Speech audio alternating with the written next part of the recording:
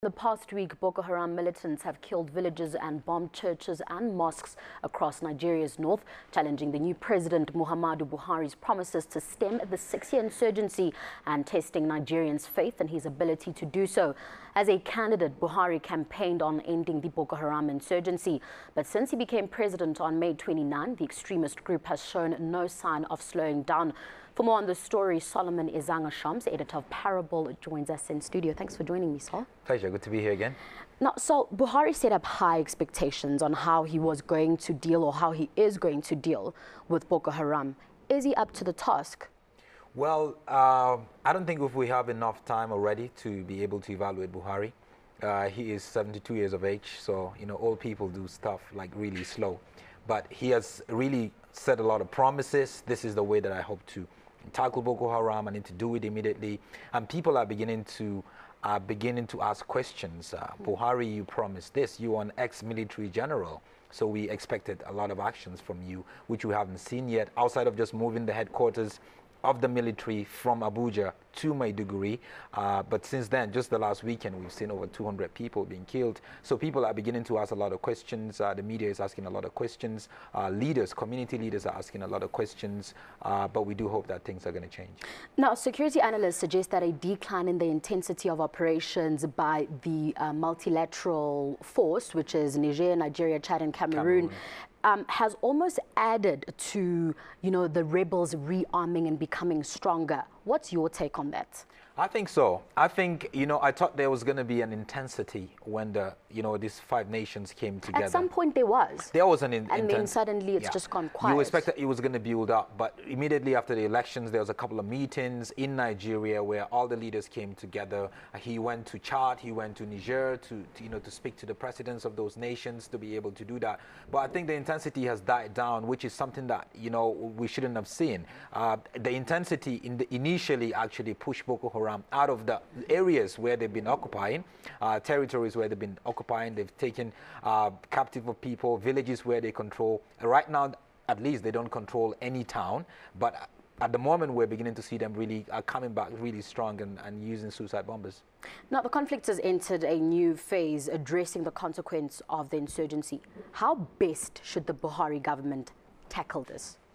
It's very delicate because you were talking about religion. Religion is mixed up there with government, with leadership and politics. And you have to be extremely careful. There's the talk of just sitting down and speaking to Boko Haram and say, look, let's have a meeting. Let's come to some sort of a compromise. Armed rebels. Armed rebels. I don't think... a lot of people have been killed. So one part of the nation is saying, no, you don't have to sit down and negotiate. They don't deserve an audience. You cannot sit down and negotiate. And I think that's my take. My take is they are not just against Christians and against Muslims. Over the weekend, we've seen bomb blasts in churches and in mosques. That is just to tell you that their own intention is totally against these two major religions in Nigeria. So I don't think the government should really tolerate sitting down and talking about it. One thing the government needs to do and the army needs to do is to see how they can attack and really take over. Let's shift focus a little. Obasanjo came into power in 1999, and he was also faced with a similar scenario of fuel shortages and a slowing economy. Buhari is now going through the same thing. Fuel shortages, political dysfunctions, and a slowing economy as well. How do you think he's going to handle that? And is it a distraction now from fighting Boko Haram because he's dealing with the economic situation in the country? Yeah, I think so. I think there's quite a lot. Nigeria has gone through a lot of economical decay, during Goodluck Jonathan, which for me, I think he is the worst Nigerian president ever. There's a huge corruption that Buhari is trying to clean up now. He hasn't appointed a minister yet. He hasn't appointed major leaders in different government parastatals yet, because he has to really look at the state of each department, each ministry, and see what's going on there. And for him to be able to do that, he has to, bring in the right people to be, not just political associates, the right people to be able to turn the economy around. And there's fuel shortage. And also, right now, are you going to focus on the economy? Are you going to focus on Boko Haram? So there's quite a bit of it. And for him to be able to do that, how do you bring in the right people? I feel Obasanjo, like you mentioned, Olusegun Obasanjo, when he came in, he did a good job on it. Jonathan came, Eradua came, and Jonathan came. Things didn't really continue, you know, the way, with the intensity, the way Obasanjo created it. But Buhari, I feel, is someone who is very calculative. He wants to evaluate what's going on.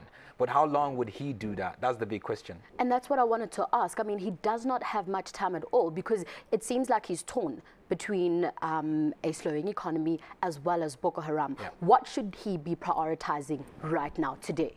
Right now, you know, the two major problems in Nigeria should be the priorities, which is security and also the economy of the nation. And that's one thing he has to concentrate on. And I feel security is major. Security is, you tend to see people dying every day, people in certain places where they shouldn't be, women, girls being kidnapped and taken away.